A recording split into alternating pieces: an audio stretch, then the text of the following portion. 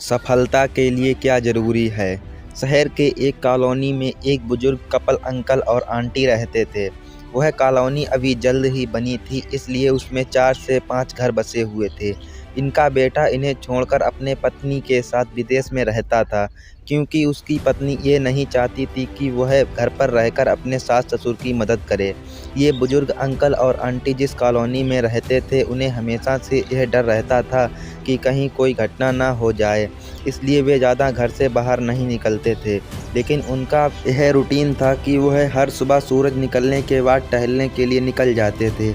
एक दिन दोनों रोज़ की तरह ही सुबह को टहलने निकले थे।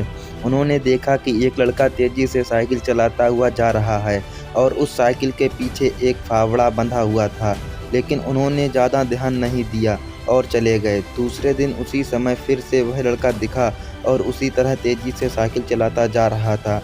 इसी तरह तीसरे और चौथे दिन भी वह लड़का दिखा। 5वें दिन आंटी जी ने अंकल जी से पूछा कि ये लड़का हर रोज़ सुबह इसी समय तेज़ी से साइकिल चलाते हुए जाता है। मुझे लगता है कि कुछ गड़बड़ है। कहीं ये लड़का कोई गलत काम करने तो नहीं जा रहा है? लेकिन अंकल जी ने मना कर दिया कि जा रहा होगा कहीं, हमसे क्या। परंतु आंटी जी बोली, हमको देखना चाहिए कि हमारे कॉलोनी में कोई गड़बड़ तो नहीं। अंकल जी बोले, ठीक है, अगले दिन हम इस लड़के का पीछा करेंगे और देखेंगे कि ये कहाँ जा रहा है। अगले दिन सुबह को फिर से वो लड़का तेज़ी से साइकिल चलाता हुआ निकला। उनके पीछे अंकल और आंटी जी भी गईं।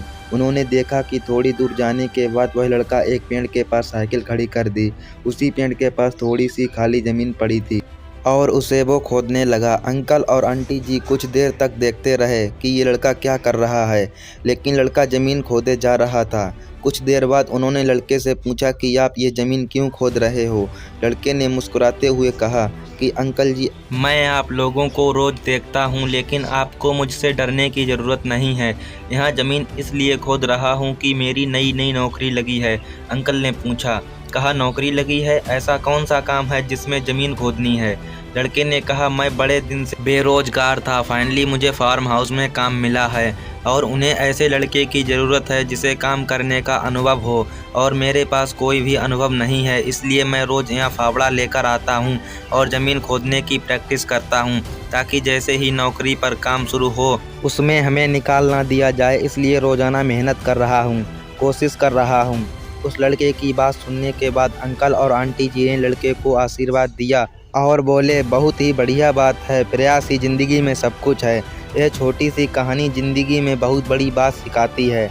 तो अगर हमें सक्सेस होना है तो सक्सेस के लिए सबसे ज़रूरी चीज़ है कि हमें लगातार मेहनत, कोशिश और प्रयास करना होता है, तभी हम जीवन में सफल होंगे। दोस्तों, अगर आपको यह कहानी पसंद आई हो तो इस स्टोरी को लाइक कर दीजिए और हमारे चैनल को सब्सक्राइब कर लीजिए। फिर मिलते हैं किसी नई स्टोरी के साथ में, तब तक के लिए धन्यवाद।